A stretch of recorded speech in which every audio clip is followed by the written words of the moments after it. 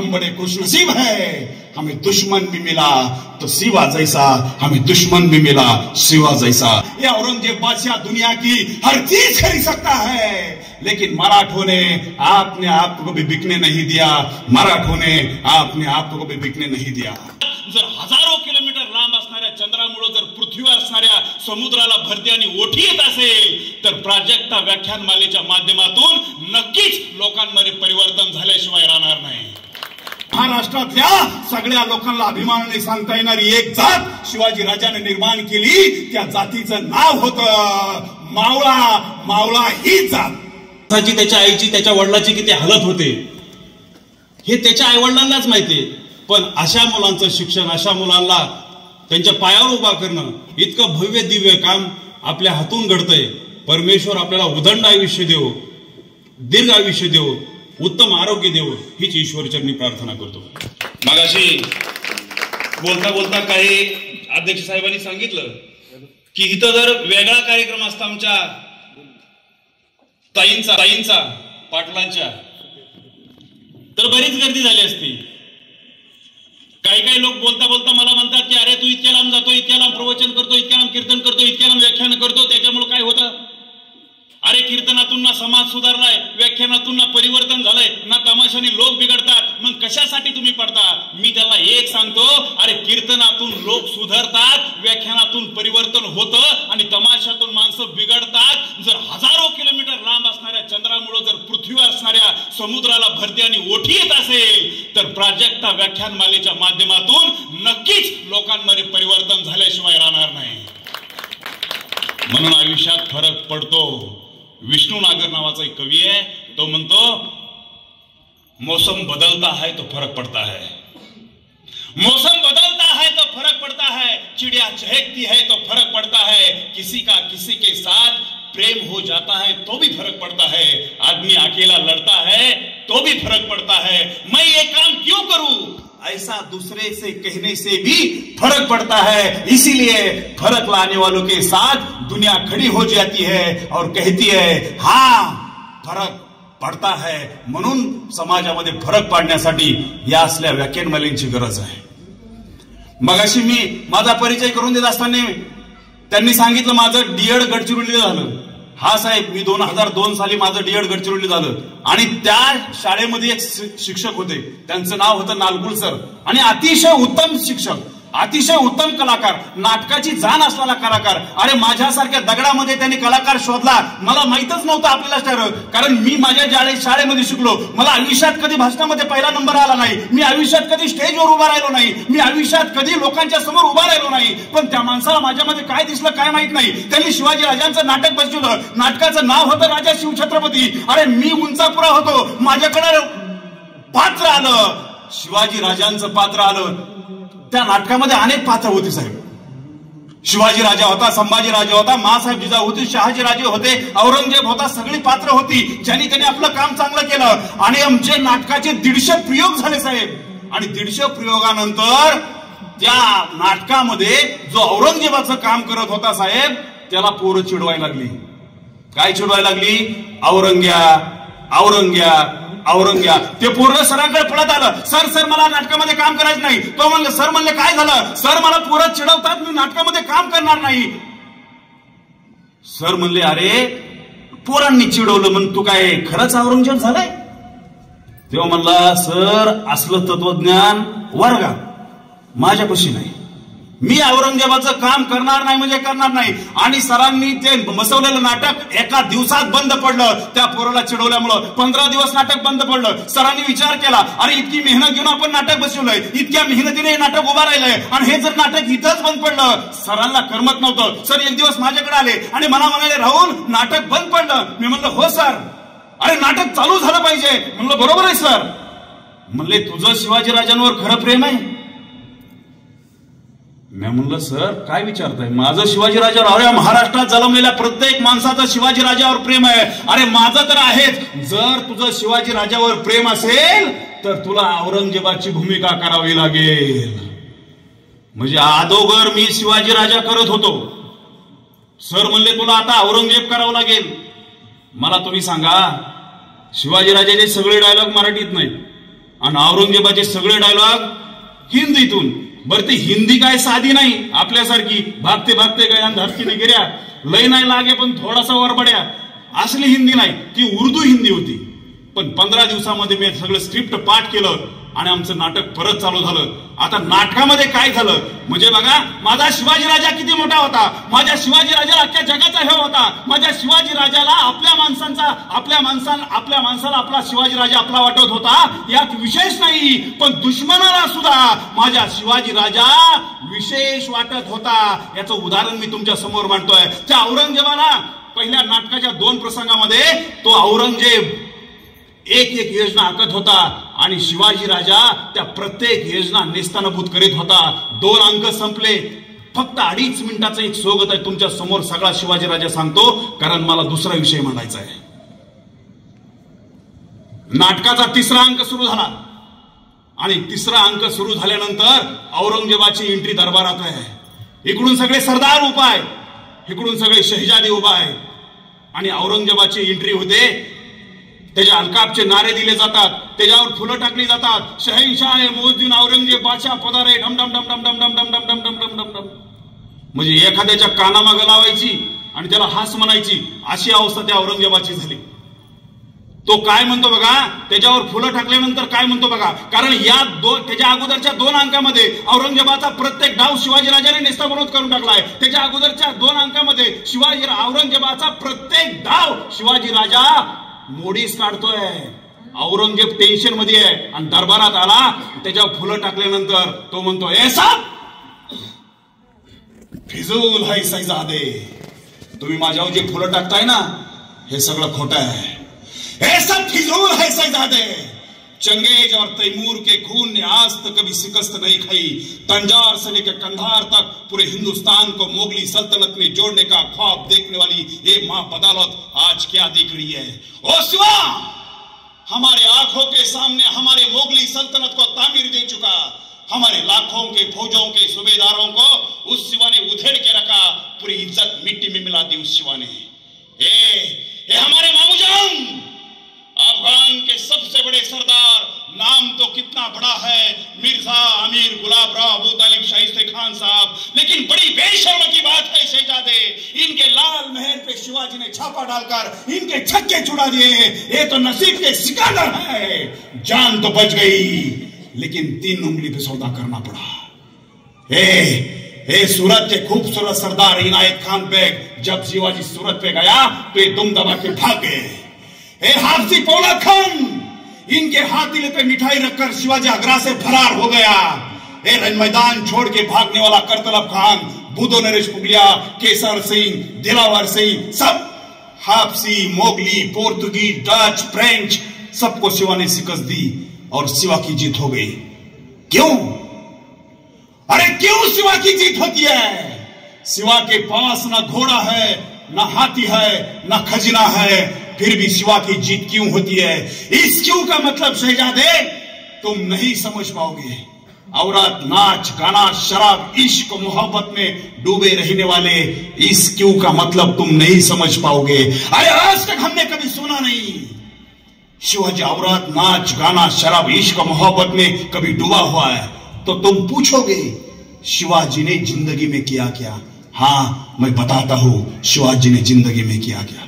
अरे शिवाजी ने मजबूत किले बनाए, मजबूत गढ़कोट बनाए, ना टूटने वाले ना फूटने वाले मवड़े बनाए. हमने लाखों की जहागीरों की लालूच दिखाई मराठों को, लेकिन उन खुददार मराठों ने उस पर थूक दिया. ये औरंगजेब बादशाह दुनिया की हर चीज खरीद सकता है, लेकिन मराठों ने अपने आप को भी बिकने नहीं दिया. मराठों ने अपने आप को भी बिकने नहीं दिया. मराठी रुकते नहीं, मराठी बिकते नहीं, मराठी थकते नहीं, और तो और मराठे रुकते भी नहीं. हाँ शहजादे, मुझे पता है शिवाजी मगरूर है, मक्कार है, चालबाज है, दगेबाज है, धोखाबाज है, लेकिन उसकी चाल चलन दूध की तरह साफ और सूरज की तरह चमकदार है. वो दुश्मन के मजहब के कलम और तो और फकीरों की भी इज्जत करता है. वो दुश्मन की औरत को भी अपनी माँ बहन समझता है, इसलिए उसकी इज्जत और शौहरत आसमानी बुलंदी को छू रही है. हाँ शहजादे, हम बड़े खुशनसीब हैं. हमें दुश्मन भी मिला तो शिवा जैसा, हमें दुश्मन भी मिला शिवा जैसा, हमें दुश्मन भी मिला तो शिवा जैसा. अरे कट्टर औरंगजेबानं जर शिवाजी राजांविषयी हे उद्गार काढावं आणि तो शेवटचं वाक्य साहेब म्हणतो, हे शहजादे अगर तुम्हें हुकूमत करनी है तो शिवाजी के चलन पर चलो. अरे तुला जर ह्या लोकांवर राज्य करायचं असेल ना तर शिवाजीच्या चलनवर चल, शिवाजीच्या पावलावर पाऊल टाक. अरे ज्या दिवशी तो औरंगजेब आपल्या मुलाला म्हणतो तू शिवाजीच्या पावलावर पाऊल टाक, यावरून ओळखून घ्या की माझा शिवाजी राजा काय होता. त्या नाटकामध्ये आम्ही काम केलं. परत साहेब मी औरंगजेब झाल्यानंतर परत 150 प्रयोग केले, परत 150 प्रयोग केले. आणि मग आमचं ते नाटक आमचं सगळं झाल्यानंतर परत आम्ही निकाल लागल्यानंतर मग इकडे आलो. पण त्यानंतर काही नाटकात काम करण्याचा योग आला नाही. मग अशी बोलता बोलता बोलून गेला आपण सर्वजण की व्याख्यानाला लोक कमी असतात, व्याख्यानाला श्रोतावर्ग कमी असतो. मुळात साहेब व्याख्यान म्हणजे काय असतं हे लोकांना आणि कळलंच नाही. कीर्तनाचा जर विषय घेतला असता तर कीर्तनाला एक श्रोतावर्ग असतो, एक वारकरी संप्रदायाची लोक असतात, एक श्रद्धायुक्त अंतकरणाने कीर्तनाच्या कार्यक्रमामध्ये येऊन बसत असतात, आणि वेगळ्या ठिकाणी आणि वेगळी लोक असतात त्यामुळे ते जातात. पण ह्या व्याख्यानाचं असं झालंय की याला विशिष्ट असा श्रोतावर्ग नाही. याचं कारण असं आहे की व्याख्यान म्हणजे नेमकं कळलं काय नाही. व्याख्यानाचे साहेब 5 प्रकार आहेत. 1 अनर्थमूलक व्याख्यान, 2 अर्थमूलक व्याख्यान, 3 स्वार्थमूलक व्याख्यान, 4 परमार्थमूलक व्याख्यान आणि 5 परार्थमूलक व्याख्यान. माझा कार्यक्रम चालू करायच्या अगोदर फक्त व्याख्यानाचा अर्थ तुम्हाला सांगतो. पहिला व्याख्यानाचा प्रकार आहे तो म्हणजे अनर्थमूलक व्याख्यान. ज्या कार्यक्रमातून फक्त लोकांची डोका फोडाफोडी केली जाते किंवा डोक्या उचकवली जातात, त्यांच्यामध्ये जाती धर्माचं विष पेरलं जातं, अशा व्याख्यानाला अनर्थमूलक व्याख्यान असे म्हणतात. यात आपलं व्याख्यान बसत बोला की नाही. दुसरं व्याख्यान आहे स्वार्थमूलक व्याख्यान.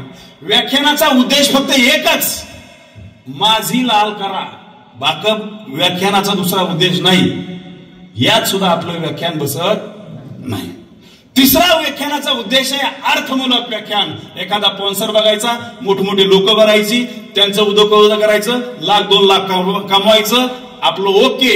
याला म्हणायचं पैसे मिळवण्यासाठी जे व्याख्यानमाला आयोजित केली जाते त्याला म्हणायचं अर्थमूलक व्याख्यानमाला. यात सुद्धा 100% आपली व्याख्यानमाला बसत नाही. आता चौथा प्रकार आहे साहेब परमार्थमूलक व्याख्यानमाला. आपला स्वतःचा स्वार्थ साधत जगाचं कल्याण झालं पाहिजे यासाठी जी व्याख्यानमाला आयोजित केली जाते त्या व्याख्यानमालेला परमार्थमूलक व्याख्यानमाला असे म्हणतात. यात 50% व्याख्यानमाला आपली, ह्यात स्वार्थ नाही पण जगाचं कल्याण आहे म्हणून 50% व्याख्यानमाला आपली त्यात बसते ना. बोला ना, बसते ना, बसते. आता 5वा प्रकार आहे. जो 5वा प्रकार आहे परार्थमूलक व्याख्यानमाला. फक्त आणि फक्त जगाच्या कल्याणासाठी आणि लोकांच्या आयुष्यामध्ये आनंदाचा क्षण निर्माण व्हावा, आपल्या व्याख्यानाच्या माध्यमातून लोकांच्या हृदयामध्ये परिवर्तन व्हावं, दुःखा एवढा डोंगर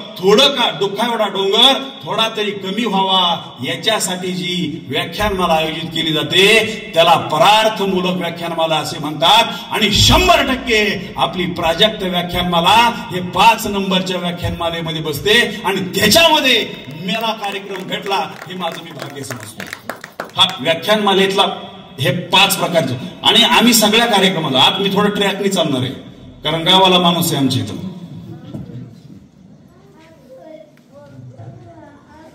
एक लक्षात ठेवा, कधी मी सर्वप्रथम या महाराष्ट्राच्या मातीला मी प्रणाम करतो. महाराष्ट्राच्या मातीला प्रणाम एवढ्यासाठी, ज्या मातीला प्रभू रामचंद्राची पावलं लागली ती हीच माती म्हणून महाराष्ट्राच्या मातीला प्रणाम आहे. नाचू कीर्तनाच्या रंगी ज्ञानदीप लावू जगी असं म्हणत भागवत धर्माची पताका महाराष्ट्राने महाराष्ट्राच्या बाहेर नारायणी संत श्रेष्ठ नामदेव महाराजांची पावलं ज्या मातीमध्ये नाचली थिरकली ती सुद्धा हीच भूमी आहे म्हणून या महाराष्ट्राच्या मातीला प्रणाम आहे. हे विश्वची माझे घराईसी मती जयाची स्थिर किंबहुना चराचर आपणची झाला असं म्हणत जगाला सर्वप्रथम वैश्विकतेचा संदेश देणारे संत श्रेष्ठ ज्ञानेश्वर महाराजांची ज्ञानेश्वरी ज्या मातीमध्ये जन्माला आली ती सुद्धा हीच माती आहे म्हणून या महाराष्ट्राच्या मातीला प्रणाम आहे. विंचू देवऱ्यावर याला देवपूजा नावडे त्याला तिथे पैधारायचे काम अधमासी तो अधम असं म्हणत क्रांतीचे बिजेरवणारे आणि अंगा लावून या राख डोळे झाकून करती पाप असं म्हणत अंधश्रद्धेच्या विरुद्ध आसूड उगारणारे आमचे जगद्गुरु तुकाराम महाराजांची गाथा ज्या मातीमध्ये जन्माला आली ती सुद्धा हीच माती आहे म्हणून या महाराष्ट्राच्या मातीला प्रणाम आहे.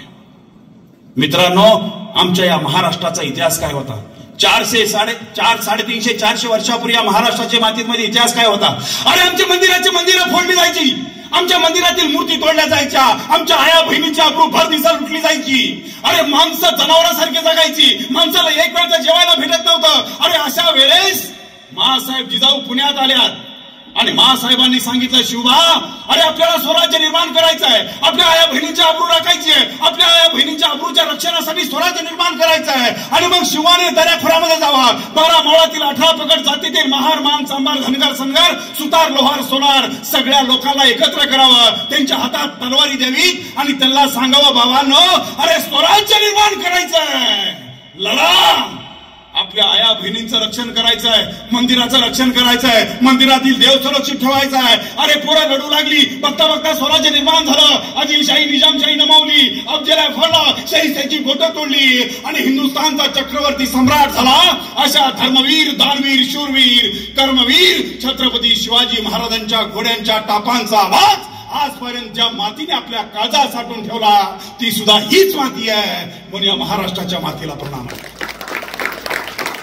तुम्ही म्हणाल महाराष्ट्राच्या मातीला प्रणाम का, हे कळलं मला, पण मर्द मावळ्यांच्या जातीला कशाला प्रणाम? एखाद्या मराठ्याला साहेब विचारलं तुला कोणत्या जातीचा अभिमान आहे? मराठा सांगतो मला मराठा जातीचा अभिमान आहे. एक मराठा लाख मराठा. एखाद्या माळ्या बांधवाला विचारलं तुला कोणत्या जातीचा अभिमान आहे? माळी सांगतो मला माळी जातीचा अभिमान आहे. अरे एखाद्या धनगर लोकांना विचारलं तुला कोणत्या जातीचा अभिमान आहे? धनगर सांगतो मला धनगर जातीचा अभिमान आहे. एखाद्या भिल्लाला विचारलं तुला कोणत्या जातीचा अभिमान आहे? तो भिल्ल म्हणतो मला भिल्ल जातीचा अभिमान आहे. एखाद्या दलित बांधवाला विचारलं तुला कोणत्या जातीचा अभिमान आहे? तो दलित म्हणतो मला दलित जातीचा अभिमान आहे. पण या महाराष्ट्रातल्या सगळ्या लोकांना अभिमानाने सांगता येणारी एक जात शिवाजी राजाने निर्माण केली, त्या जातीचं नाव होतं मावळा. मावळा ही जात, मावळा या एका जातीच्या नावाखाली शिवाजी राजांना स्वराज्य निर्माण केलं. ए मिट्टी मेरे वतन की मिट्टी है, मेरे हाथों को कभी गंदा नहीं करती. ए मिट्टी मेरे वतन की मिट्टी है, मेरे हाथों को कभी गंदा नहीं करती. ये वीरों की भूमि है, शूरों की भूमि है, जिसे हिंदुस्तान कहते हैं. ये बंजर होकर भी कभी बुज़दिल औलाद पैदा नहीं करती. यहाँ तो शूरवीर पैदा होते हैं जिन्हें छत्रपति शिवाजी महाराज के मावळे कहते हैं, जिन्हें छत्रपति शिवाजी महाराज के मावळे कहते हैं. अरे हा महाराष्ट्र आहे साहेब. आम्ही ज्या शाळेत शिकलो, साहेब ज्या शाळेत शिकले ना, ती कर्मवीर भाऊराव पाटलांची रयत शिक्षण संस्था आहे. कर्मवीर भाऊराव पाटलांनी गोरगरिबांच्या मुलांच्या शिक्षणासाठी शाळा काढली. त्या संस्थेचं नाव होतं रयत शिक्षण संस्था आणि त्या रयत शिक्षण संस्थेच्या अंडर खाली त्यांनी प्रत्येक गावागाव जायचं आणि लोकांपुढे भिक्षा मागायची, लोकांपुढे दान मागायचं, लोकांना पुढे सांगायचं अरे द्या, गोरगरिबांच्या मुलांचं शिक्षण करायचं आहे. अरे गोरगरिबांची मुलं शिकून मोठी झाली पाहिजे, गोरगरिबांच्या मुलं डॉक्टर झाली पाहिजेत, अरे गोरगरिबांची मुलं इंजिनियर झाली पाहिजे, त्यासाठी त्यांना शिक्षण मिळालं पाहिजे. आणि त्यासाठी त्यांनी सुरुवातीला कोल्हापूरमध्ये एक शाळा काढली. त्या शाळेचं नाव होतं छत्रपती शिवाजी विद्यालय. लोक पोरं शाळेत येऊ लागली, दऱ्याखोऱ्यातील पोरं शाळेत येऊ लागली, वाड्या वस्त्याहून पोरं शाळेत येऊ लागली. पण वाड्या वस्त्याचं अंतर आणि शाळेचं अंतर होतं 8-10 किलोमीटर. पोरांना सकाळी शाळेत येण्यासाठी 2 तास लागायचे, परत घरी जाण्यासाठी 2 तास लागायचे, दिवसभरात 4 तास पायपीट करावं लागायची. कर्मवीर भाऊराव पाटलांच्या लक्षात आलं अरे पोरं शाळेत येऊ लागली, अरे शिक्षणाची गंगा या मुलांच्या दारापर्यंत पोहोचली. पण या मुलांना दिवसात 4-4 तास पायपीट करावी लागते. जर या मुलांना इथंच राहण्याची आणि जेवणाची सोय केली तर हे मुलं चांगला अभ्यास करतील. कर्मवीर भाऊराव पाटलांनी सांगितलं या ठिकाणी वसतिगृह बांधायचंय. आणि विचार आल्याबरोबर कर्मवीर भाऊराव पाटलांनी हातामध्ये झोळी घेतली आणि लोकांच्या समोर गेले आणि लोकांना म्हणू लागले अरे द्या, कुणी रुपया द्या, कुणी 2 रुपये द्या, आतली द्या, पहिली द्या, अरे काहीतरी द्या. या मुलांसाठी वसतिगृह बांधायचं आहे, या मुलांना इथं राहण्याची सोय करायची, या मुलांच्या जेवणाची सोय करायची. अरे या मुलामधून डॉक्टर होईल, इंजिनियर होईल, आपला देश पुढे जाईल. अरे द्या, ज्याच्याकडे जे आहे ते द्या, पैसा द्या, धान्य द्या, श्रम द्या, काहीतरी द्या. लोक पैसे देऊ लागली, लोक धान्य देऊ लागली, पण आदली पाहिली पसाने काय होऊ शकतं. 1,00,000-2 लाखाची गरज होती. एका धनाटे माणसाला कळलं कर्मवीर भाऊराव पाटलांना पैशाची गरज आहे. तो धनाटे माणूस कर्मवीर भाऊराव पाटलांपाशी आला आणि कर्मवीर भाऊराव पाटलांना म्हणाला, अण्णा तुम्हाला पैशाची गरज आहे. अरे हो अण्णा, मी तुम्हाला 1,00,000 रुपये देतो. अण्णा तड दिशेने उभे झाले. अरे देवासारखा धावून आलास. गोरगरिबांच्या मुलांच्या वसतिगृहासाठी जर तू 1,00,000 रुपये देत असशील तर देवासारखा धावून आलास.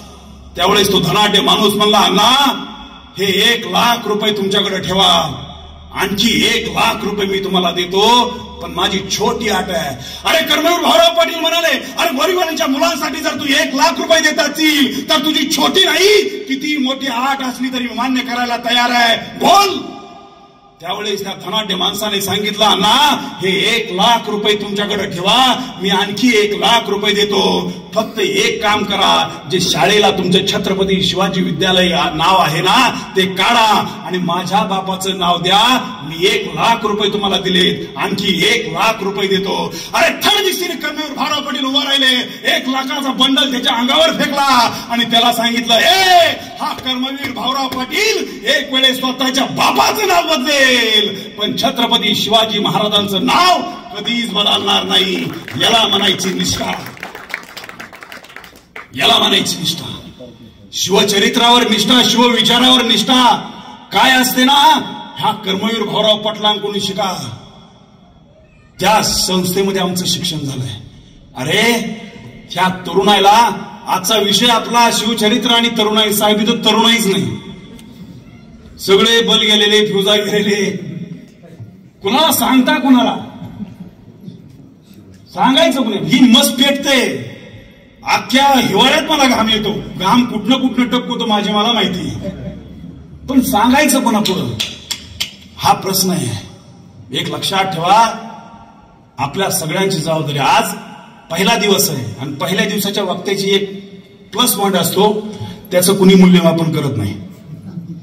दुसऱ्या दिवशी, तिसऱ्या दिवशी मूल्य नाही. कालचा बरा होता, आज काय नाही झालं, पहिल्या दिवशीच काय नाही, ते म्हणजे स्टार. पण उद्यापासून आपल्या सगळ्यांची जबाबदारी, हा मंडप पूर्ण भरला पाहिजे, खाली माणसं बसतील एवढे प्रत्येकाने 10-10 लोक उद्याच्याला घेऊन या. आप्पा जे काम करतायत ना, त्या आप्पांच्या कामाला आपल्या सर्वांचा हातभार लागला पाहिजे. आपण नाही काय करू शकत, लोक तर आणू शकतो. म्हणून आजचा विषय हा शिवाजी महाराजांचा आहे. मग शिवाजीराजे घडले, मग शिवाजीराजांना घडवणाऱ्या मासाहेब जिजाऊ, शिवाजीराजांना घडवणाऱ्या आमचे शहाजीराजे, मासाहेब जिजाऊ आणि शहाजीराजांनी आपल्या संस्कारातून शिवाजीराजांना घडवलं. बरं मी तुम्हाला साधा एक प्रश्न विचारतो, शिवाजीराजांचा जन्म कधी झाला? दिदीसाठी जोरदार टाळ्या वाजवा. शिवाजीराजांचा मृत्यू कधी झाला? 3 एप्रिल 1680. माझ्यासाठी टाळ्या वाजवा. हे राजांचं विचारतोय, मी दुसऱ्या कोणाचं विचारत नाही. बरं सांगा, शिवाजी महाराजांचा जन्म 19 फेब्रुवारी 1630. हा बोलत जा, मी काय अपमान करणार नाही. नाहीतर मी एखादं काय म्हणताय, ही मोकार अपमान करायचं, मी गुरुजी, मी अपमान नाही करीत. शिवाजी महाराजांचा जन्म झाला 19 फेब्रुवारी 1630, मृत्यू झाला 3 एप्रिल 1680. शिवाजी महाराज किती दिवस जगले किती दिवस अंदाजे नाही. हा राजा आहे हो, 50 वर्ष 1 महिन्याने 15 दिवस आहे. शिवाजी महाराजांचा जन्म झाला 19 फेब्रुवारी 1630 रोजी आणि मृत्यू झाला 3 एप्रिल 1680 रोजी. शिवाजी महाराज जगले 50 वर्ष 1 महिन्याने 15 दिवस. 50 वर्ष 1 महिन्याने 15 दिवस म्हणजे 18,316 दिवस. 18,316 दिवस म्हणजे 4,39,344 तास. 4,39,344 तास म्हणजे 2,63,60,640 मिनिटं. 2,63,60,640 मिनिटं म्हणजे 1,58,38,400 सेकंद. तुम्ही म्हणता गुरुजी डोक्यावर पडलेलं दिसतोय. गुरुजी डोक्यावर एवढा शिवाजी महाराजांचा क्षणाक्षणाचा विचार करायची काय गरज आहे? अरे लक्षात ठेवा, अरे 10 नोव्हेंबर 1659 वार गुरुवार होता. प्रतापगडाच्या पायथ्याशी 32 दाताचा बोकड असा तार तार फडला. अफजल खान 10 नोव्हेंबर 1659 दुपारी 12:35 किती वेळ लागला? 2.5 मिनिटं. 2.5 मिनिटांमध्ये अफजल खानाला शिवाजी राजानं फाडला आणि त्यानंतर शिवाजीराजे 1.5 तासात प्रतापगडावरून परत पुढच्या मोहिमेला गेले. आपल्यासारख्याने काय केलं असतं साहेब? किती मोठं सेलिब्रेशन, तलवारीने केक कापला असता, होर्डिंग लावली असते, अफजल खान ओके. नाही हो. म्हणून महाराजांच्या आयुष्याचा क्षणाक्षणाचा विचार करायचा आहे. मग असे संस्कार असणारे असा राजा असणारा कसा घडला कसा? बघा तुम्हाला एक सांगतो, हा सुपे हा परगणा छत्रपती शहाजीराजांचा आहे. शहाजीराजे विजापूरच्या दरबारामध्ये सरदार होते. अरे प्रत्येक बापाला वाटतं आपल्या मुलानं आपल्यापेक्षा मोठं व्हावं. शहाजीराजांना सुद्धा वाटायचं अरे आधी कधी आपण आदिलशाहकडं, कधी निजामशाहकडं, अरे आयुष्यभर चाकरी केली, पण माझ्या मुलानं मात्र दुसऱ्याच्या वतनावर जगू नये, माझ्या मुलानं राज्य निर्माण करावं हे शहाजीराजांना वाटायचं. आता शिवाजीराजांचा जन्म झाला शिवनेरीवर 1630 ते 1633. शिवाजीराजांचं वास्तव्य शिवनेरीवर आहे. 1633 पासून 1637 पर्यंत शिवाजीराजे त्यांच्या मामाच्या गावाला म्हणजे सिंदखेड राजाला आहेत. आणि 1637 पासून 1642 पर्यंत शिवाजीराजे आपल्या वडिलांकडे बेंगलोरला आहेत. आणि शहाजीराजांना वाटायचं शिवाजीराजांना स्वराज्य निर्माण केलं पाहिजे.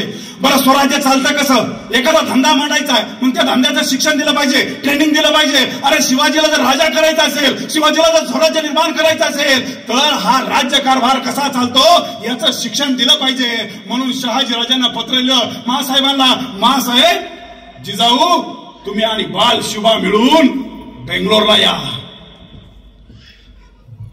9 वर्षाचे शुभा आणि मासाहेब जिजाऊ बेंगलोरला गेल्या.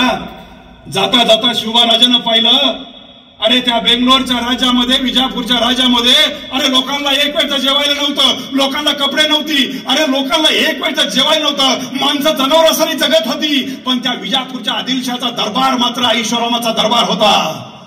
सोन्या चांदीची धुम्र होती, रेशमाची वस्त्र होती. आणि त्या आदिलशाहच्या दरबाराच्या समोर एक मोठा हौद होता, पाण्याचा नाही अत्तराचा. एखादा सरदार आला तर त्या अत्तराच्या हौदा शेजारी हत्ती उभा असायचे आणि सरदार आला की ते हत्ती त्या हौदामध्ये सोंड घुसळून फर्र दिशेने अत्तराचे फवारे मारायचे.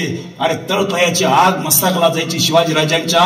अरे इथल्या लोकांना एक वेळचं जेवायला भेटत नाही आणि हा आदिलशाह मात्र इतकी ऐशाराम जिंदगी जगतो. आणि मग दुसऱ्या दिवशी शहाजीराजानं ठरवलं शिवाजीराजांना दरबारात घेऊन जायचं, रीतिरिवाज शिकला पाहिजे, दरबाराचा रीतिरिवाज कळला पाहिजे. आणि मग शहाजीराजे 9 वर्षाच्या शिवाला घेऊन त्या दरबारामध्ये गेले. आता तेवढ्यात आदिलशाह आला. आदिलशाह म्हणजे काय, खराट्याची गाडी, जोरात फुकला तर उडून जाईल इतका मरकोडा. शिवाजीराजानं त्या आदिलशाहकडे पाहिलं आणि आपल्या बापाकडे पाहिलं.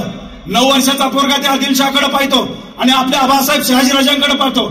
आणि शिवाजीराजा मनातल्या मनात विचार करतात अरे जोरात फुगला तर हा आदिलशाह उडून जाईल आणि माझा हत्तीसारखा धिप्पाड बाप त्या आदिलशाहच्या समोर मान खाली घालून उभा आहे. 9 वर्षाचा पोरगा विचार करतोय. तेवढ्यात तो आदिलशाह आला. आदिलशाह आल्याबरोबर त्याच्या अलकापचे नारे झाले. आदिलशाह आल्याबरोबर एक एक सरदार येऊ लागला. एक सरदार त्याला आदिलशाहला मुजरा करू लागला. मुजऱ्याची पद्धत अशी होती, 1 पाऊल टाकायचं मुजरा करायचा, दुसरी पाऊल टाकायचं मुजरा करायचा, अशी 10 पावलं टाकत जायचं. प्रत्येक पावलाला मुजरा करायचा, परत 10 पावलं यायचं, प्रत्येक पावलाला मुजरा करत यायचा. मुजऱ्याची पद्धत होती. पहिला सरदार आला, मुजरा करून निघून गेला. दुसरा सरदार आला, मुजरा करून निघून गेला. आता शहाजीराजांची वेळ आली. आदिलशाह शहाजीराजाने 1 पाऊल टाकलं, आदिलशाहला मुजरा केला आणि 9 वर्षाच्या पोराला सांगितलं शिवबा मुजरा करा. 9 वर्षाच्या पोरानं सांगितलं मुजरा नाही. अरे दुसरं पाऊल टाकलं, आदिलशाहला मुजरा केला आणि शहाजीराजे म्हणाले शिवबा मुजरा करा. नाही, मुजरा नाही. अरे तिसरं पाऊल टाकलं, आदिलशाहला मुजरा केला आणि पोराला हात धरून गदगद हलवला आणि सांगितलं शिवबा अरे आदिलशाहच्या दरबारात आहेत आपण, गर्दन मारली जाईल, मुजरा करा. 9 वर्षाचा पोरगा म्हणला आबासाहेब गर्दन मारली तरी चालेल पण मुजरा करणार नाही, मुजरा करणार नाही. शहाजी राजांचा 9 वर्षाचा मुलगा ऐकत नाही. तो त्या खुर्चीवरून आदिलशाह बघत होता. शहाजीराजांची तारंबळ झाली आणि तो आदिलशाह गालातले गालात हसत होता. अहो साहेब आजपर्यंत हे झालं, अरे मराठ्यांनी पराक्रम गाजवायचा आणि शहा सुलतानानं गालातल्या गालात हसायचं. अरे मराठ्यांनी पराक्रम गाजवायचा, तलवारी लढवायच्या आणि श्रेय मात्र शहा सुलतानानं घ्यायचं. तो आदिलशाह गालातल्या गालात हसत होता. शहाजीराजांचा अपमान झाला होता, शहाजीराजांची तारंबळ झाली होती. 9 वर्षाचा पोरगा ऐकत नाही आणि तो आदिलशाह गालातल्या गालात हसून म्हणतो, रहने दो शहाजी राजे, रहने दो, बच्चा गाव से आया है. सुपेहून आलंय. नाही कळत त्याला मुजरा करायचा. बरं एवढं गप बसावं का नाही? एवढ्यावर कमी बोललं की अपमान होत नाही, जास्त बोललं अपमान 100%. बरं एवढ्यावर त्याने आदिलशाहला थांबाव का नाही? तो म्हणला रहने दो शहाजी राजे, बच्चा गाव से आया है, घबर गया होगा. अरे घाबरले म्हणल्यानंतर काय गप बसणाऱ्याची औलाद होती का? थर्ड दिशेने पाय आदळला आणि त्या आदिलशाहला सांगितलं, ए मी कुणाला घाबरलेलो नाही, पण या दरबारात मुजरा करण्याच्या लायकीचा एकही माणूस नाही, म्हणून मी कुणाला मुजरा करत नाही, म्हणून मी कुणाला मुजरा करत नाही. अख्ख्या दरबारात त्या आदिलशाहचं नाक कापलं गेलं. बाळ शिवबा पळत पळत राजवाड्यात गेला. दरबार संपला आणि राजवाड्यात जाऊन आऊसाहेबांच्या मांडीवर बसला.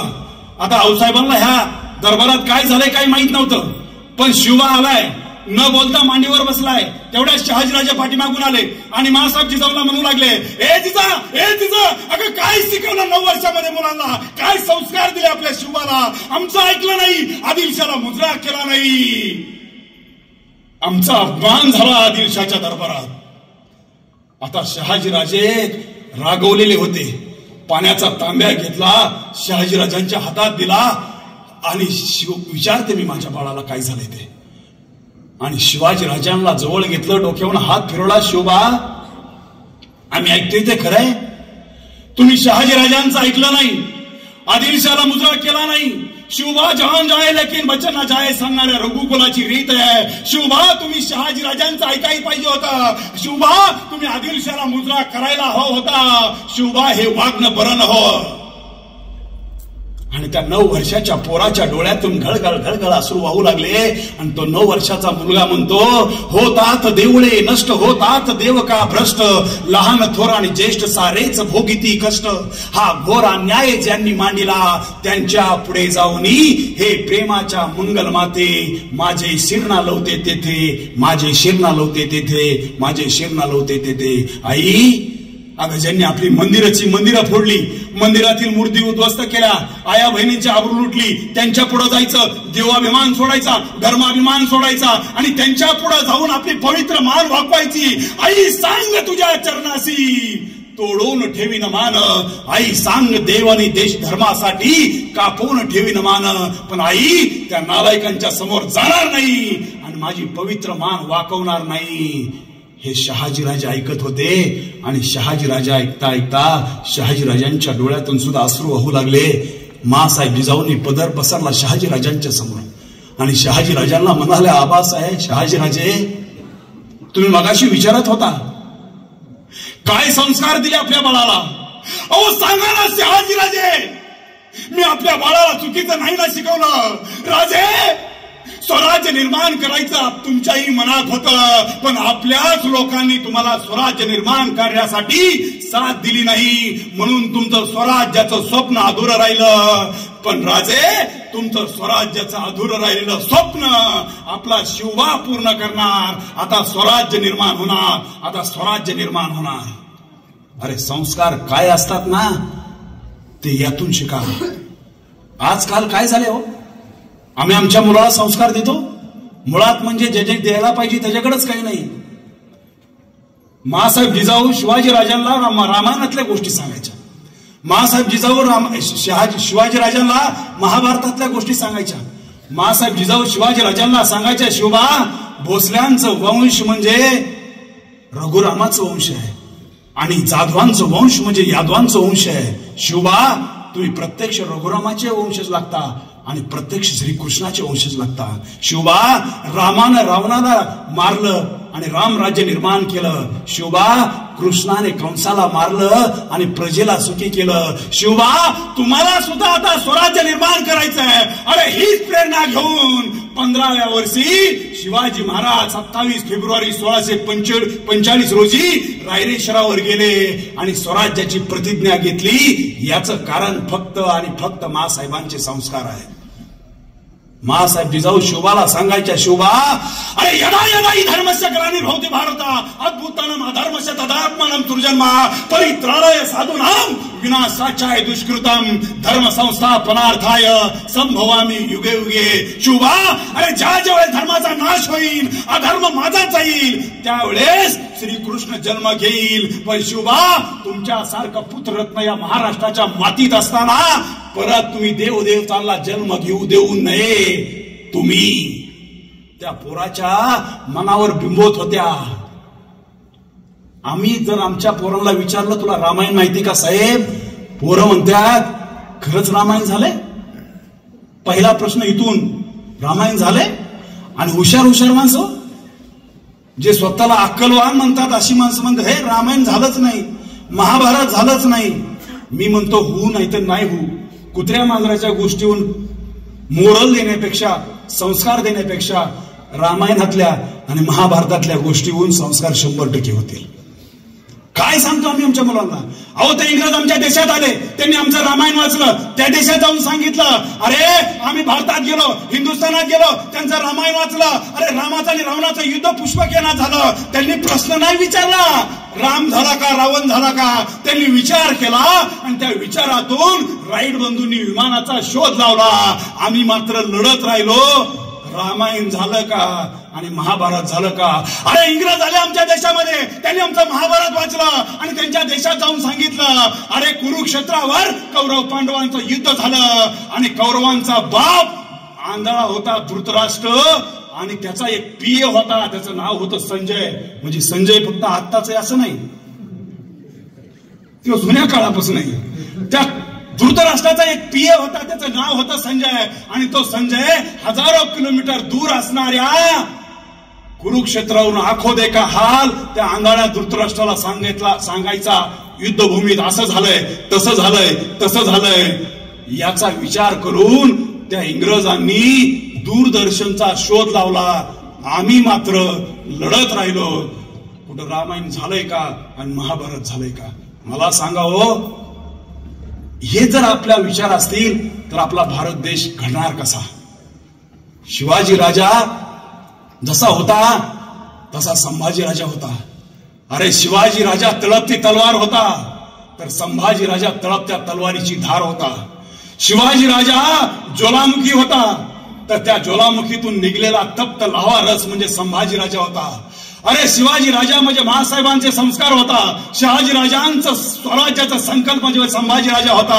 अरे गोरगरिबांचं बळीचं राज्य आणणारा आणि शिवाजी राजांचं स्वराज्य टिकवणारा संभाजी राजा होता. शेर शिवा का छवा म्हणजे संभाजी राजा होता. अरे इतकं दुर्दैव त्या संभाजी राजांचं जन्मल्यापासून निर्माण झालं. ते दुर्दैव असं 14 मे 1657 पुरंदरावर सईबाई साहेबांच्या पोटी संभाजी राजांचा जन्म झाला आणि उन्हापुऱ्या पावणे 2 वर्षाचा असताना म्हणजे 5 सप्टेंबर 1659 सईबाई साहेबांचं निधन झालं आणि संभाजी राजा पोरका झाला. पोरक्या संभाजी राजांना मासाहेबांनी शिवाजी राजांसारखं सांभाळलं. पोरक्या संभाजी राजांना शिवाजी राजांसारखा जीव लावला. आपण म्हणतो साहेब एखाद्या कर्तृत्ववान पुरुषाच्या पाठीमाग एका स्त्रीचा हात असतो, पण मी धाडसाने विधान करतो 1 नव्हे 2 नव्हे तर 3 कर्तृत्ववान पुरुषाच्या पाठीमाग एका स्त्रीचा हात होता. त्या स्त्रीचं नाव म्हणजे राष्ट्रमाता राजमाता मासाहेब जिजाऊ. राष्ट्रमाता राजमाता. अरे शहाजी राजांना घडवलं, शिवाजी राजांना घडवलं आणि धर्मवीर छत्रपती संभाजी राजांना सुद्धा या मासाहेबांनी घडवलं. 2-4 वर्षाचा संभाजी राजा मासाहेबांबरोबर राहू लागला. मासाहेब त्यांना गोष्टी सांगायच्या, शूरांच्या वीरांच्या गोष्टी सांगायच्या. आम्ही आमच्या मुलांना गोष्टी सांगतो साहेब. एक होती राणी, एक होता राजा, त्याला 2 राण्या, एक आवडती एक ना आवडती. तेच करते पोर. आम्ही सांगतोय काय? आमच्या पोरांपुढे आदर्श कसलाय? अरे त्या शहाजीराजाला अटक केलं, बापासाठी काय करायला पाहिजे? तरुण पोरांनी लक्षात ठेवा, अरे आपल्या आयुष्याचं पहिलं ध्येय असलं पाहिजे. अरे माझ्या बापाचं स्वप्न पूर्ण करणं, अरे गाडी घेणं स्वप्न नाही, बंगला बांधणं आपल्या आयुष्याचं ध्येय नसलं पाहिजे. अरे माझ्या बापाचं स्वप्न पूर्ण करणं हे आयुष्याचं ध्येय असलं पाहिजे. आणि ज्यांच्या आयुष्याचं ध्येय आपल्या बापाचं आणि आईचं स्वप्न पूर्ण करणं असते तेच खरे मर्द मावळे असतात. नाही तर मला गाडी घ्यायची, मला बंगला बांधायचा आहे, माझीच गाडी, माझ्याच बायकोची गोल गोल साडी, संपला विषय सगळा. आई बाप घरी. आई बापांचं स्वप्न पूर्ण करा. बापांसाठी काय केलं पाहिजे? शिवाजीराजांच्या उदाहरणातून तुम्हाला सांगतो. शहाजीराजाचा मुक्काम होता त्यावेळी जिंजीला. शहाजीराजांना कप्ताने, आदिलशहाच्या सरदारांनी म्हणजे कुणी अफजल खानानं, बाजी घोरपड्यानं यांनी शहाजीराजांना औषध दिलं, गुंगीतून औषध दिलं आणि शहाजीराजांना गिरफ्तार केलं. तरी शहाजीराजे तलवार चालवत होते. गिरफ्तार केलं तरी शहाजीराजे तलवार चालवत होते. तरी पण शहाजीराजांना एक घाव वर्मी लागला आणि शहाजीराजे गिरफ्तार झाले. अफजल खानाने शहाजीराजांच्या पायामध्ये साखळदंडाने विजापूरच्या पेठांमधून शहाजीराजांना फिरवलं. सगळ्यात जास्त आनंद झाला असेल तो अफजल खानाला झाला. ही बातमी राजगडावर पोचली आणि राजगडावर पोचल्याबरोबर आऊसाहेबांच्या डोळ्यातून अश्रू वाहू लागले. आऊसाहेब म्हणू लागल्या, शिवबा, अहो शिवा, शहाजीराजांना वाचवा, आपले शहाजीराजे वाचले पाहिजे, आपल्या शहाजीराजांना सोडवा. अरे शिवाजीराजांचं वय फक्त 18 वर्षाचं आहे. 18 वर्षाचा शिवाजीराजा म्हणतो, आऊसाहेब आम्ही शहाजीराजांना वाचवणार. पण वाचवायचं कसं? त्यावेळेस 18 वर्षाच्या शिवाजीराजांच्या डोक्यातून विलक्षण बुद्धीतून विलक्षण कल्पना आली. त्यांनी चिटणीसाला बोलवलं, खरखर खरखर कर पत्र लिहिलं आणि पत्र सांडणीस्वराकडे दिलं. सांडणीस्वर मजल दरमजल करत ते पत्र घेऊन दिल्लीचा शहाजहान त्याच्याकडे गेला आणि शहाजहानकडे त्या सांडणीस्वरानं पत्र दिलं. शहाजहाननं ते पत्र वाचलं आणि शहाजहान अक्षरशः रडू लागला. कारण त्या पत्रामध्ये लिहिलं होतं, प्राण प्रिय शाहजहां जी, मैं और मेरे वालिद शहाजी राजे आपके सेवा में आना चाहते हैं. मैं और मेरे वालिद शहाजी राजे आपके सेवा में आना चाहते हैं, लेकिन गद्दारी से आदिल शाह ने शहाजी राजे को गिरफ्तार किया है. आप कुछ तो कीजिए और हमारे शहाजी राजे वालिद शहाजी राजे को छुड़ाइए. मैं मेरा पूरा स्वराज्य, पूरी संपत्ति आपके चरणों में सौंप दूंगा, लेकिन शहाजी राजे को छुड़ाइए. त्या शहाजहानच्या डोळ्यातून अश्रू वाहू लागले. तो विचार करू लागला, अरे मला 4 पोरं आहेत, 4ही पोरं माझ्या मरणावर टपलेत. ही म्हातारं मरतय कधी, ह्याच्या गादीवर बसतोय कधी. आणि शहाजी राजांचा पोरगा म्हणतो, माझ्या बापासाठी मी माझं स्वराज्य तुमच्या चरणावर द्यायला तयार आहे. तो म्हणतो, हे अल्लाह, तेरे इस बंदे के पास दिल्ली का तख्त है और ताजमहल है, फिर भी मेरी झोली खाली हुई है. लेकिन उस शहाजी के पास ना दिल्ली का तख्त है ना ताजमहल है, फिर भी उसकी झोली भरी हुई है, क्योंकि उसके पास शिवा जैसी पाक दिल औलाद है. हे अल्लाह, अगले जन्म में शिवा जैसी पाक दिल औलाद देना भी ना भूलना, देना भी ना भूलना. तो शहाजहान म्हणतोय. अरे हे संस्कार आहेत. बापासाठी काय केलं पाहिजे हे शिवचरित्रातून आमच्या तरुणांनी शिकलं पाहिजे. आमची पोरं 2 बुकं शिकली, आमची पोरं 2 पुस्तकं शिकली. बापाची चप्पल यायला लागली, बापाची कपडे यायला लागली, बापाच्या पायावडा पाय झाला की पोर आमच्या डायरेक्ट म्हणतात, आमच्या बापाला काही कळत नाही, किंवा बापाला डायरेक्ट म्हणतात, तुम्हाला काही कळत नाही, आम्ही सांगतो ते बरोबर आहे. अरे शिवाजी राजा बापासाठी आपलं सर्वस्व द्यायला तयार आहे. त्या दिवशी साहेब, एक कुटुंब आहे, 2 मुलं आहेत त्यांना, आणि 2 मुलांना खेळण्यासाठी त्यांनी कुत्रं पाळलं. कारण आता माणसांबरोबर खेळायचा इंटरेस्ट राहिला नाही. बारामतीला जा, दौंडला जा, सकाळच्याला माणसांबरोबर नाही चालत हो, आपल्या तोला मोलाच्या माणसांबरोबर चालतात. त्या पोरांना खेळण्यासाठी कुत्रं पाळलं. त्या कुत्र्याचं नाव होतं पॅडी. त्या पॅडीचा मुलांवर जीव आणि मुलांचा पॅडीवर जीव. एक दिवस काय झालं, पोरं शाळेत गेली, पॅडी घराच्या बाहेर आला, भला मोठा ट्रक आला, पॅडीच्या उरावरून निघून गेला, पॅडी मेला. पोरं शाळेतून घरी आली आणि आईला आल्या प्रश्न विचारला, आई आई पॅडी कुठे आहे? आई म्हणली पॅडी मेला. पोरं अभ्यासाच्या खोलीत गेली, अर्धा तास अभ्यास केला, अर्ध्या तासाने माघार आली आणि म्हणली मम्मी मम्मी पॅडी कुठे आहे? आई म्हणली मगाशी सांगितलं ना पॅडी मेला. पोरं जोरजोरात रडायला लागली. आईला काही कळ ना, मगाशी सांगितली तर पोरं हसत अभ्यासाला निघून गेली आणि आता सांगितलं तर पोरं जोरजोरात रडायला लागली. त्यावेळेस आईने विचारलं झालं काय? त्यावेळेस त्या पोरांनी सांगितलं आई मगाशी आम्ही पॅडी नाही डॅडी ऐकलं होतं.